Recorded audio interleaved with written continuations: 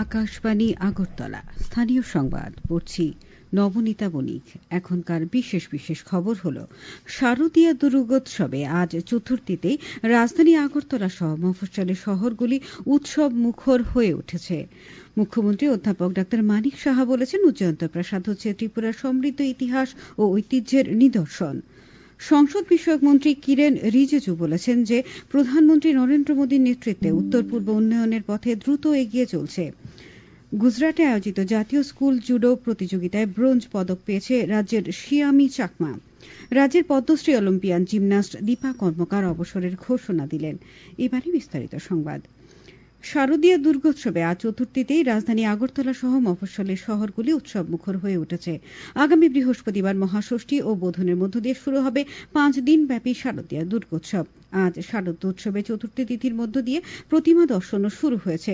মুখ্যমন্ত্রী অধ্যাপক ডাক্তার মানিক সাহা আজ আগরতলা শহর ও শহরতলির অন্তত 10টি সার্বজনীন পূজা মণ্ডপের পূজার উদ্বোধন করেছেন। এর মধ্যে রয়েছে জয়নগরের যুব সমাজ, Nabadiganta club, ভট্টপুকুরের modern club, বর্দোয়ালির Swami Vivekananda club ও কৌরব ক্লাব, রামনগরের ব্লাডমাউথ ক্লাব, ভাটি অভয়নগরের ভাতৃসংঘ, নেতাজি সুভাষ রোডের ছাত্রবন্ধু ক্লাব, আশ্রম চৌমুহনীর শতদল সংঘ, প্রতাপগড়ের গ্রিন অ্যারো ক্লাব। আগরতলা শহরের বিভিন্ন রাজপথ আলোকমালায় সাজিয়ে তোলা হয়েছে। এবছর সারা রাজ্যে 2500-এরও বেশি দুর্গাপূজা হচ্ছে। এর মধ্যে শহর এলাকায় পুজো হচ্ছে 878টি, পশ্চিম জেলায় পুজোর সংখ্যা 661টি। দুর্গাপূজার উৎসব শান্তিপূর্ণভাবে সম্পন্ন করতে এবছর প্রায় 6000 টিএসআর মোতায়েন করা হচ্ছে। আইন শৃঙ্খলা রক্ষায় কেন্দ্রীয় বাহিনী এবং রাজ্য পুলিশও মোতায়েন করা হবে বলে জানিয়েছেন এআইজি অনন্ত দাস। প্রধানমন্ত্রী নরেন্দ্র মোদী আজ সরকারি পদে 23 বছর পূর্ণ করলেন। 2001 সালে এই দিনেই প্রথমবারের মতো গুজরাটের মুখ্যমন্ত্রীর দায়িত্ব নেন। 2001 সালে এই দিনে নরেন্দ্র মোদী মুখ্যমন্ত্রী হিসেবে দায়িত্ব নেওয়ার পর রাজ্যের উন্নয়ন যাত্রাকে চিহ্নিত করতে আজ থেকে গুজরাট সরকার বিকাশ সপ্তাহ পালন করছে। মুখ্যমন্ত্রী অধ্যাপক ডাক্তার মানিক সাহা বলেছেন, উজ্জয়ন্ত প্রাসাদ হচ্ছে ত্রিপুরার সমৃদ্ধ ইতিহাস ও ঐতিহ্যের নিদর্শন। তার পুনরুদ্ধার ও পুনঃসংস্করণের ফলে বিশ্বের দরবারে ত্রিপুরার নকশা একটি নতুন রূপে প্রতিস্থাপিত হবে। আজ আগরতলার উজ্জয়ন্ত প্রাসাদের বাগানের পুনঃসংস্করণ ও পুনরুদ্ধার এবং বিভিন্ন প্রকল্পের আনুষ্ঠানিক উদ্বোধন করে তিনি একথা বলেন। মুখ্যমন্ত্রী বলেন, উত্তর গেটের সংস্করণ, ফুড কোর্ট স্থাপন, কৃষ্ণসাগরের লাইট অ্যান্ড সাউন্ডের ব্যবস্থা ইত্যাদি পর্যটকদের আরও আকৃষ্ট করবে। অনুষ্ঠানে অন্যান্যদের মধ্যে উপস্থিত ছিলেন পর্যটন মন্ত্রী সুশান্ত চৌধুরী, আগরতলা পুর নিগমের মেয়র তথা বিধায়ক দীপক মজুমদার, ডেপুটি মেয়র মনিকা দাস দত্ত, পুর কমিশনার শৈলেশ কুমার যাদব প্রমুখ।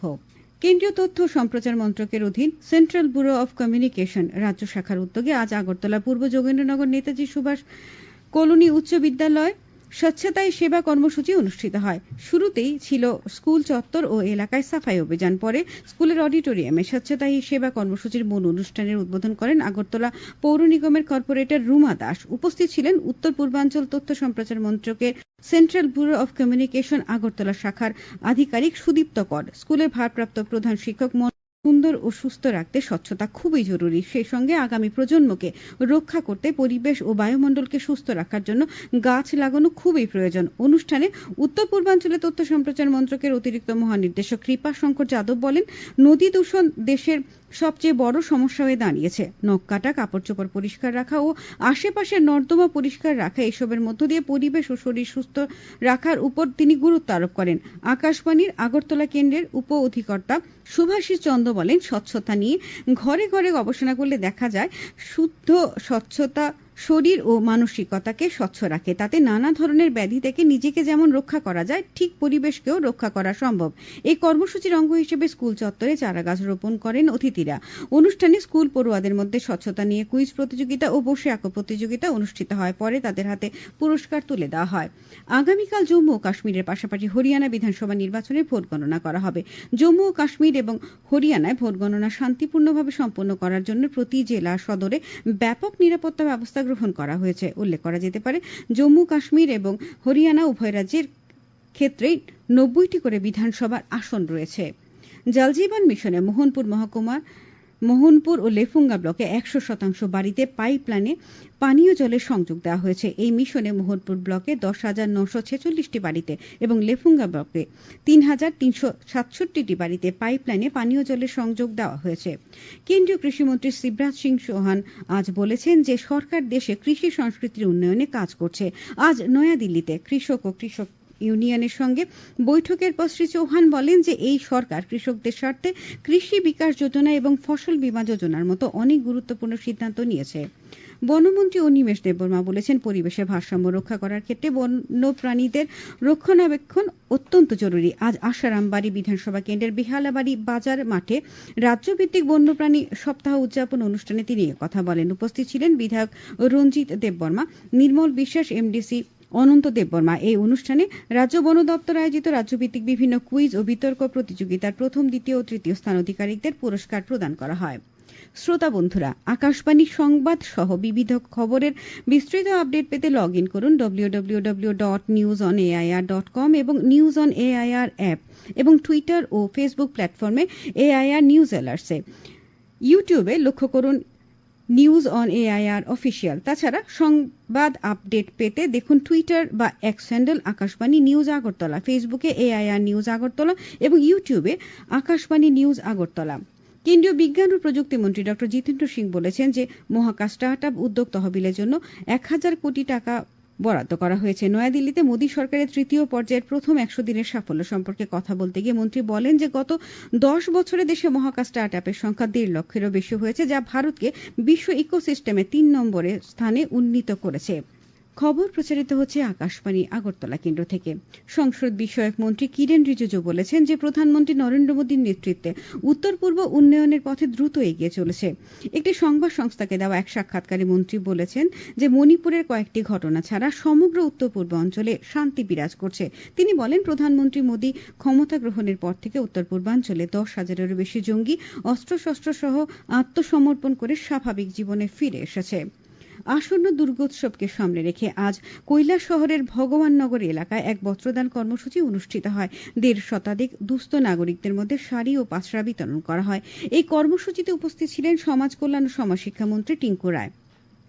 তিনি বলেন, কিছুদিন আগে প্রবল বন্যায় ব্যাপক ক্ষয়ক্ষতি সাধিত হয়েছে। এর মাঝেও শ্রেষ্ঠ উৎসব দুর্গাপূজার আয়োজন চলছে সর্বত্রই। পূজার আনন্দ সবার মধ্যে ছড়িয়ে দিতে ও আনন্দকে ভাগ করে নিতে এই ধরনের বস্ত্রদান কর্মসূচির আয়োজন। খেলার খবর। গুজরাটে আয়োজিত জাতীয় স্কুল জুডো প্রতিযোগিতায় ব্রোঞ্জ পদক পেয়েছে রাজ্যের শিয়ামি চাকমা। পাঞ্চোটের সর্দার প্যাটেল স্পোর্টস কমপ্লেক্সে আয়োজিত অনূর্ধ্ব ১৪ বছরের মেয়েদের ৩৬ কেজি ওজন বিভাগে শিয়ামি একমাত্র ব্রোঞ্জটি পায়। রাজ্যের পদ্মশ্রী অলিম্পিয়ান জিমন্যাস্ট দীপা কর্মকার অবসরের ঘোষণা দিলেন। সামাজিক যোগাযোগ মাধ্যমে নিজের ব্যক্তিগত অ্যাকাউন্টে দীপা অবসরের এই সিদ্ধান্ত জানান। তবে প্রতিযোগিতামূলক আসর থেকে অবসর নিলেও দীপা জিমন্যাস্টিক্সের প্রসারে আগামী দিনে কাজ করে যাবেন। উল্লেখ্য, ২০১৬ সালে রিও অলিম্পিকে দীপা দেশের প্রথম জিমন্যাস্ট হিসেবে অংশ নিয়ে ভল্টিং টেবিলে ফাইনালে উঠে চতুর্থ হন। তাছাড়া এশিয়ান চ্যাম্পিয়নশিপে স্বর্ণপদক জয় করেন। তিনি দেশের খেলাধুলায় সর্বোচ্চ খেলরত্ন সম্মান সহ অর্জুন সম্মানেও ভূষিত হয়েছিলেন। আবহাওয়ার খবর। আবহাওয়া দপ্তরের পূর্বাভাসে বলা হয়েছে, এবার দুর্গাপূজার ৪ দিন রাজ্যের সব জেলায় হালকা থেকে মাঝারি পর্যায়ে বৃষ্টিপাতের সম্ভাবনা রয়েছে। আগরতলা আবহাওয়া দপ্তর থেকে আগামী ৭ দিনের আবহাওয়ার পূর্বাভাসে ঘোষণা করা হয়েছে। পূর্বাভাস অনুযায়ী আজ থেকে আগামী ১৩ অক্টোবর পর্যন্ত রাজ্যের সব জেলায় বজ্রবিদ্যুৎ সহ মাঝারি বৃষ্টিপাতের সম্ভাবনা রয়েছে।